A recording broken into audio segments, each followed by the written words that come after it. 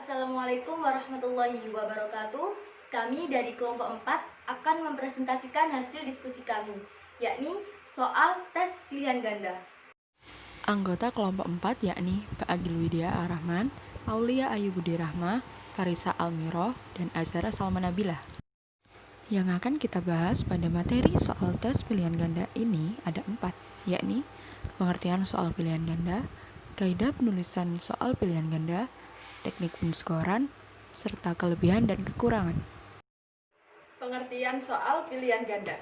Soal pilihan ganda merupakan soal yang jawabannya dapat dipilih dari beberapa kemungkinan jawaban yang telah disediakan. Konstruksinya terdiri dari pokok soal dan pilihan jawaban. Pilihan jawaban terdiri dari atas kunci dan pengecoh. Kunci jawaban harus merupakan jawaban benar atau paling benar, sedangkan pengecoh merupakan jawaban tidak benar. Namun, daya jebaknya harus berfungsi, artinya peserta mungkin memilihnya jika tidak menguasai materinya. Untuk kaidah yang pertama yakni tentang materi. Adapun materi mempunyai beberapa poin. Yang poin pertama yakni soal harus sesuai dengan indikator. Jadi kita kalau ingin membuat soal harus sesuai dengan indikator. Seperti contoh indikator yang menjelaskan tentang daur hidup hewan. Jadi soalnya harus sesuai dengan indikator yakni tentang daur hidup hewan. Tidak boleh menyimpang dari daur hidup tumbuhan atau yang lainnya. Seperti itu. Untuk yang poin selanjutnya yakni pilihan jawaban harus homogen dan logis ditinjau dari segi materi. Seperti contoh soal, sebuah pensil dimasukkan ke dalam gelas berisi air, maka pensil tersebut patah seperti gambar di samping. Hal ini terjadi karena adanya peristiwa A. Pembiasan cahaya, B. Perambatan cahaya, C. Penguraian cahaya, dan D. Penguapan air. Nah, untuk soal yang ini, antara poin A, B, C, dan D ini sudah merupakan jawaban yang homogen dan logis. Jadi soal tersebut sesuai dengan kaidah yang nomor 2. Untuk poin yang selanjutnya yakni setiap soal harus mempunyai satu jawaban yang benar atau paling benar. Jadi untuk setiap soal tidak boleh mempunyai dua jawaban paling benar ataupun lebih. Seperti contoh, hewan harimau termasuk ke dalam hewan A. Karnivora, B. Omnivora, C. Herbivora, atau D. Hewan pemakan daging. Antara poin jawaban A dan D ini mempunyai maksud yang sama. Jadi soal tersebut tidak diperbolehkan. Untuk kaidah yang kedua yakni tentang konstruksi. Dan konstruksi ini juga mempunyai beberapa poin. Adapun poin yang pertama yakni pokok soal harus dirumuskan dengan logis dan tegas. Dengan alasan agar siswa tidak berbelit-belit dalam membaca ataupun menjawab soal. Seperti contoh soal, what did Rati do in the hospital yesterday? Rati worked in the hospital. I'm sure she is A. Nurse, B. Doctor, C. Patient, and D. Clinic. Jadi soal tersebut merupakan soal yang kurang benar karena di dalam soal tersebut kurang adanya pekerjaan yang spesifik, dan antara keempat jawaban A, B, C, dan D ini merupakan pekerjaan yang semuanya bekerja di rumah sakit. Jadi soal tersebut dikatakan kurang benar. Untuk poin yang selanjutnya, yakni rumusan pokok soal dan pilihan jawaban harus merupakan pertanyaan yang diperlukan saja. Jadi tidak usah berbelit-belit ataupun terlalu panjang. Hal tersebut dikarenakan agar siswa tidak susah dalam membaca soal ataupun menemukan jawabannya. Untuk poin yang selanjutnya, yakni rumusan pokok soal, jangan memberi petunjuk ke arah jawaban yang benar. Untuk poin yang selanjutnya, yakni pokok soal jangan mengandung pernyataan yang bersifat negatif ganda. Seperti contoh, penggunaan kata depan pada kalimat di bawah ini tidak benar kecuali. Nah, antara kata tidak benar dan kecuali ini termasuk dua kata yang bersifat negatif, dan hal ini tidak boleh saling dipersatukan. Untuk yang selanjutnya, yakni panjang rumusan pilihan jawaban harus relatif sama. Jadi antara jawaban poin A, B, C, dan D ini harus sama dalam panjangnya ataupun pendeknya kalimat. Seperti itu. Kaidah konstruksi yang selanjutnya yakni pilihan jawaban jangan mengandung pernyataan semua jawaban benar atau semua jawaban salah. Mengapa demikian? Karena ketika dalam penulisan soal pilihan ganda, jangan mencantumkan semua jawaban benar atau semua jawaban salah. Hal itu akan membuat siswa kesulitan dalam menjawab soal. Poin yang selanjutnya yakni pilihan jawaban yang berbentuk angka, waktu harus disusun berdasarkan urutan besar kecilnya angka tersebut. Seperti contoh soal, Proklamasi Kemerdekaan Republik Indonesia diperingati setiap tanggal 17 Agustus.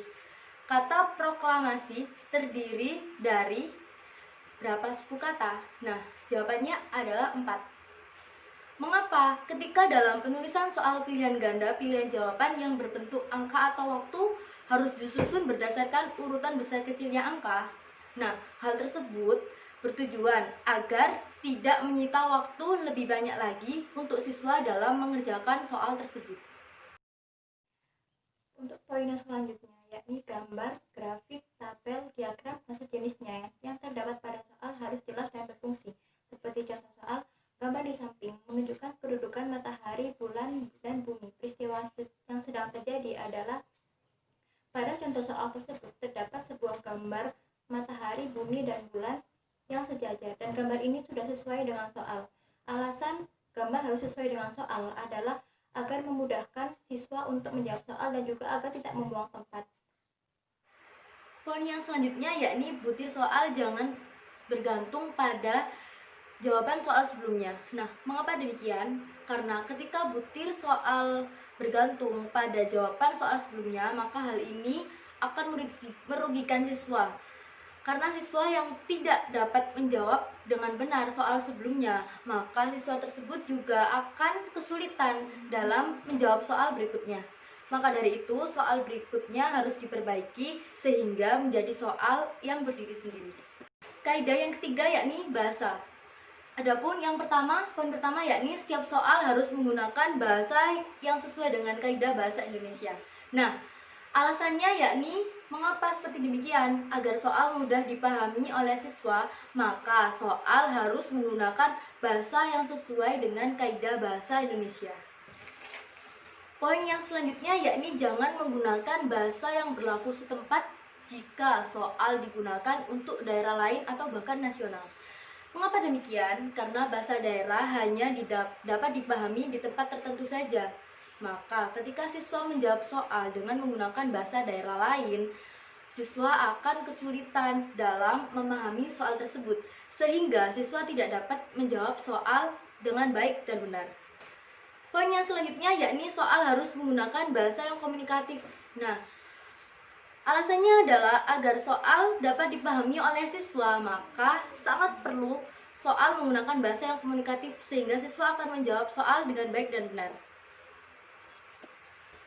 Poin yang terakhir yakni pilihan jawaban jangan mengulang kata atau frase yang bukan merupakan satu kesatuan pengertian. Seperti contoh soal, ketika gunung itu meletus, sebagian penduduk di sekitarnya mulai mengungsi. Kata mengungsi berarti yang pilihan A, pergi menyelamatkan diri ke tempat yang sejuk. B, menyelamatkan diri ke tempat yang jauh. C, pergi menyelamatkan diri ke tempat yang dekat.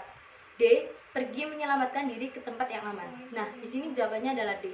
Mengapa demikian? Karena jika mengulang kata atau frase yang bukan merupakan satu kesatuan akan menyebabkan siswa harus membaca kata tersebut berulang kali, sehingga membutuhkan waktu yang lama dalam menjawab soal tersebut. Selanjutnya adalah teknik penskoran dalam pilihan ganda. Untuk teknik penskoran dalam pilihan ganda terdapat 3 jenis. Yang pertama yaitu skor konvensional. Skor konvensional adalah jumlah butir yang dijawab benar.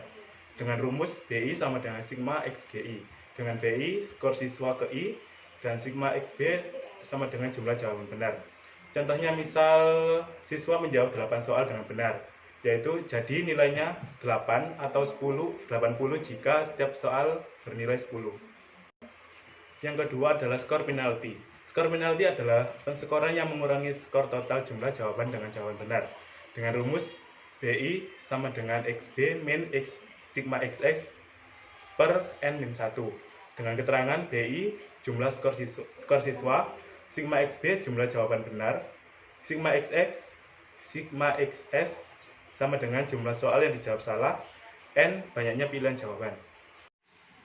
Nah, untuk contoh soalnya, misalkan sigma XB sama dengan 8, sigma XS sama dengan 2, dan N sama dengan 1. Maka untuk menghitung BI sama dengan sigma XB 8, dikurangi sigma XS 2 per N 3 dikurangi 1 sama dengan 8 dikurangi 2 per 2 sama dengan 8 kurangi 1 sama dengan 7. Jadi nilai yang didapatkan oleh siswa tersebut adalah 7. Yang ketiga adalah skor kompensasi.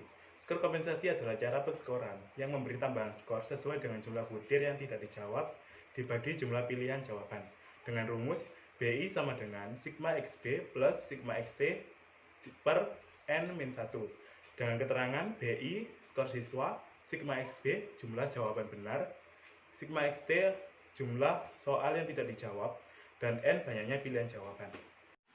Untuk contohnya misal sigma XB sama dengan 8, sigma XT sama dengan 1, dan N sama dengan 3. Untuk menghitungnya BI sama dengan sigma XB 8 ditambah sigma XT 1 per N 3 kurangi 1 sama dengan 8 ditambah 1 per 2, maka nilainya 8,5. Jadi nilai yang didapatkan siswa tersebut adalah 8,5. Kelebihan dan kekurangan soal pilihan ganda. Kelebihannya yakni mudah untuk mengkoreksi, waktu koreksi lebih cepat, penyelesaian soal lebih sederhana, bisa dijawab dalam waktu singkat, dapat menjangkau lebih banyak materi atau kompetensi yang akan diukur. Untuk kekurangannya, memungkinkan adanya kebocoran yang mudah, hasil skor yang tinggi belum tentu dari kemampuan sebenarnya. Jawaban benar bisa saja karena kebetulan. Siswa lebih mudah menebak jawabannya, sulit membuat pengecoh jawaban, serta tidak dapat mengetahui proses atau langkah-langkah siswa dalam menyelesaikan soal. Sekian presentasi dari kelompok kami. Kurang lebihnya mohon maaf. Wassalamualaikum warahmatullahi wabarakatuh.